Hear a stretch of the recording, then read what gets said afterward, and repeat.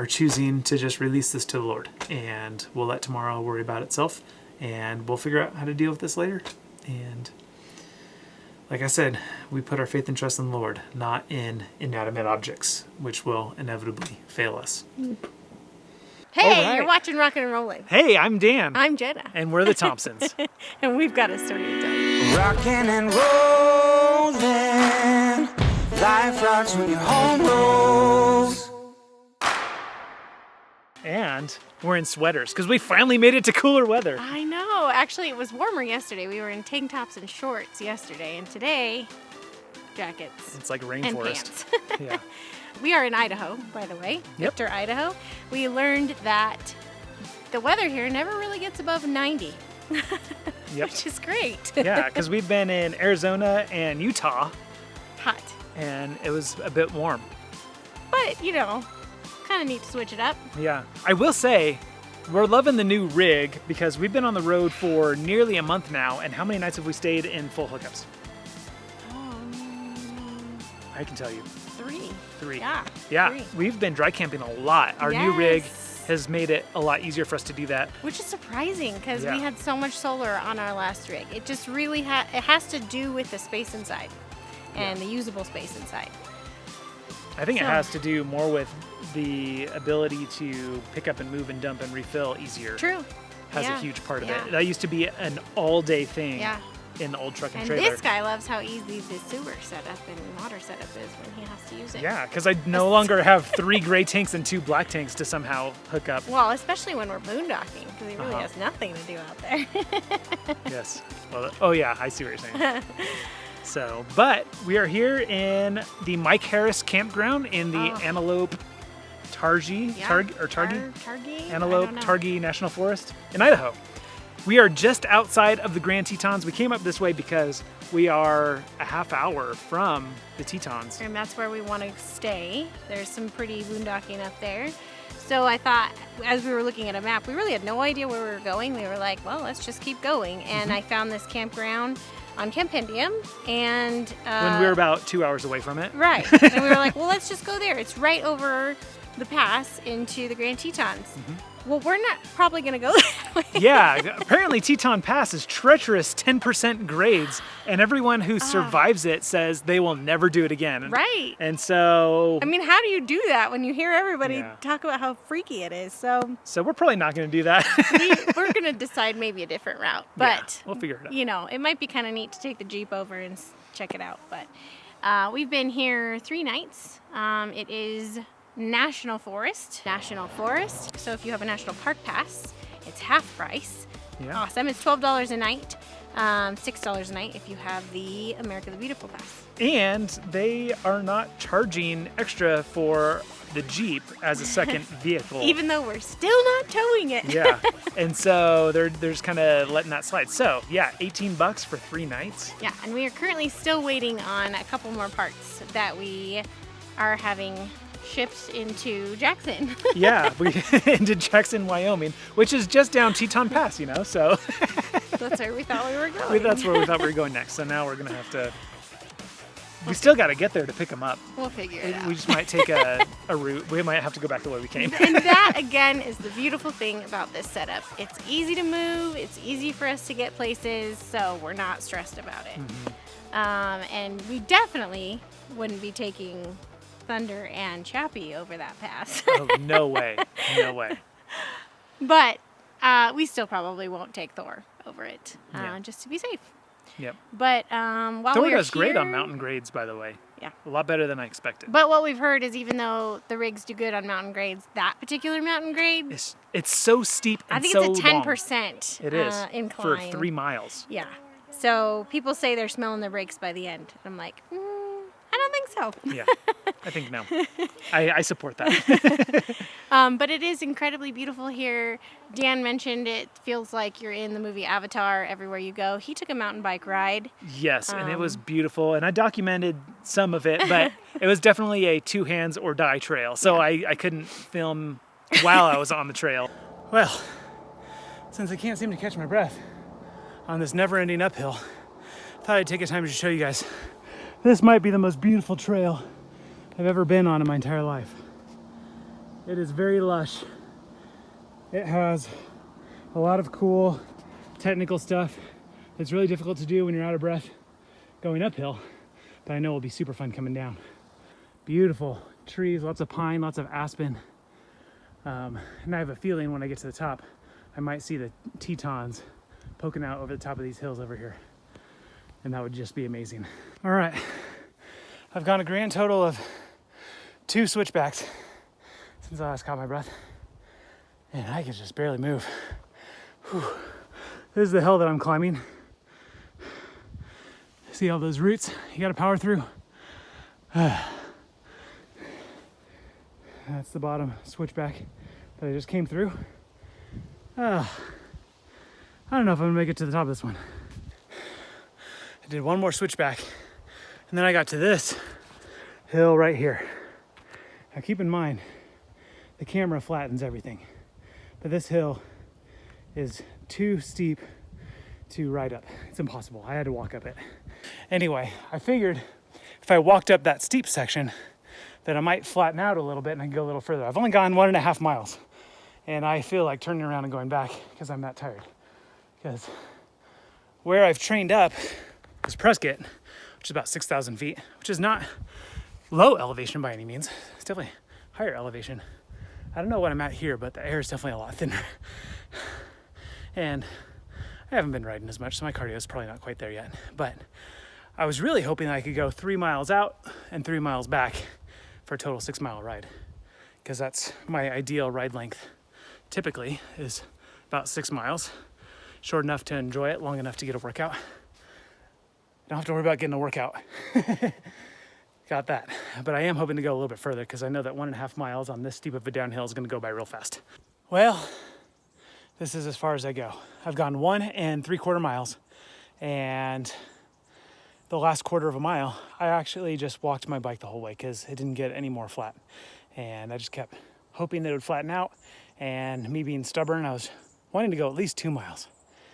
But I'm not going to go anymore. It's to the point now where if I keep going, it's no longer going to be fun and exciting. So, who wants that? So, we're going to head down, which is going to be very fun and very exciting, and I wish I could film it because I have a long way down to go. But look at that view. Now, in the very back, you can barely see, if I zoom in maybe, the Tetons are kind of barely peeking over. Those aren't the Grand Tetons, like the Grand Tetons, but that little tiny hill poking out behind those other hills, that's part of the Tetons for sure. You can tell it's a different type of landscape. So, I didn't get to see the Grand Tetons like I'd hoped, mostly because I'm a wuss. But anyway, time to head down this gnarly downhill. We're gonna take it slow. We're gonna keep ringing the bell because I definitely saw some bear tracks. And I can't tell how fresh they are because down at the bottom there, it's really wet. So they might be from a couple days ago, but they also might be from this morning. So we're gonna keep an eye out for bears and go slow and ring the bell a lot because I don't have bear spray or a gun. Thought about that. I don't own bear spray. I need to get some, but I do have a gun I could have brought. I'm pretty sure that would have been legal here, but especially with my concealed carry permit, I'm pretty sure it's legal here. So anyway, I didn't do that because I'm not smart. So this is the trailhead right here, Trail 203. Pretty cool sign here that tells you the dangers of bikes and bears. It definitely says to carry bear spray on your person, and I didn't, so got lucky. And Interagency Grizzly Bear Committee. So definitely grizzlies out there. I'm pretty sure I saw some bear claw prints. And I was right, that downhill took about 2 seconds. 1 3/4 miles on that steep of a downhill. It's really fast, but it was fun and it's totally worth it. Wish I could have gone farther, maybe next year when I'm trained up a little better. And I'm glad we didn't try to make it up with you. These kids probably wouldn't have made it that far. I didn't make it that far. The town of Victor itself is super cute. A lot of great places to eat. There's a little market in town that doesn't have much, but it does have the necessities. Yeah, what they don't have is good customer service. Let's not talk about that. Why? Be positive. Why? Let's use our platform to create positive change in this world. Oh, Dan. Anyway, it is a really cute town, and they do have a lot of people passing through that are headed to the Tetons. But this particular campground is really beautiful. What they don't tell you on the website for it is that there are quite a few extra campsites that are not online. So if it looks like it's full online, come here anyway. Yeah. They have a lot of brand new sites, but everything looks like it's basically just been done. Yeah. New bear boxes, new benches. Everything's really well maintained. The camp host here is really super nice. Yeah, he's super cool. Dennis. Dennis. Shout out to Dennis. He is living his dream, and he's cool. Yeah. So it's been a really great stay. We've even debated staying a little longer. So there's Dennis. There's Dennis. Yeah, Dennis. He's so cool. I love that guy. So yeah, we don't know where we're going. Again, I think this has been the moral of this story. I this think chapter. the last 3 times that we've launched, we actually haven't known where we were going to lay our head that night. And so I feel like now with this new setup, we can live what God called us to better. A little bit more spontaneous. With our truck and fifth wheel, we were trying to plan a month out where we were going to be and what we were going to do. Right. You kind of have to in that situation because once you plant yourself, it felt like we needed to stay there. I know I've mentioned this so many times, but it felt like we needed to stay there long enough to get our time's worth out of it. Yeah, but to make it worth our effort with setup and tear down. Yeah. It's so easy. And the other cool thing is if we don't make it, we stay in a parking lot, we stay in a campsite for a night, and we don't have to push the slides out. Everything's fully accessible. Right. Run the generator. Right. You know. So it's been great for that. It gives us a lot better peace of mind knowing that we're free and open to wherever the Lord leads. And we can just do that. Anyway, moral of the story. We don't know where we're going next. Neither do you. Follow us. So I just got done putting the kids to bed. And Jenna, what were we doing? No, there's a mosquito on the roof, and so I that's right. killed it and pushed on the roof. So it's raining outside, and Jenna pushed on the roof, and then all this water started forming around here. And so we're like, oh gosh. Because I've shown you already how rough of shape our roof is in. And I got to working on it, and I did the worst parts. I refinished the worst parts. And during our first rainstorm, I was focused on the parts that I fixed because I want to make sure they weren't leaking there. But I apparently didn't check the rest. So we've looked around the rest of the rig, and we haven't found water anywhere else, just in this one spot. But it's been raining for pretty much all day. Yeah, it has been raining all day. And this section right here where the awning is over on this side of the rig, I haven't had a chance to fix yet. So it's certainly leaking in there. But we've collectively decided, remember, we named this motorhome Thor to remind us that we don't put our faith and trust in false gods. We put our faith and trust in the Lord. And so it would be so easy right now to just freak out and stress about water getting into our rig and mold and all, water damage. And that's just going to have to be a worry for another day because there's nothing that we can do about that. And we put our faith and trust in the Lord, who's going to take care of us and put a roof over our heads. Regardless of our circumstances, he's going to take care of us. So whether or not he wants us to keep this rig and we'll figure out how to repair all this, or whether he's got something else for us in mind, we're choosing to let tomorrow worry about itself. Not that we're being reckless or being poor stewards of what the Lord's blessed us with, but it's just, I just got a drop of water. It's just one of those things that's like, there's nothing we can do about it now. I mean, it's raining outside. I could go up on the roof, but I'm not going to be able to stop the leak. It's already in the roof. It's already in our ceiling. So we are choosing to just release this to the Lord. And we'll let tomorrow worry about itself. And we'll figure out how to deal with this later.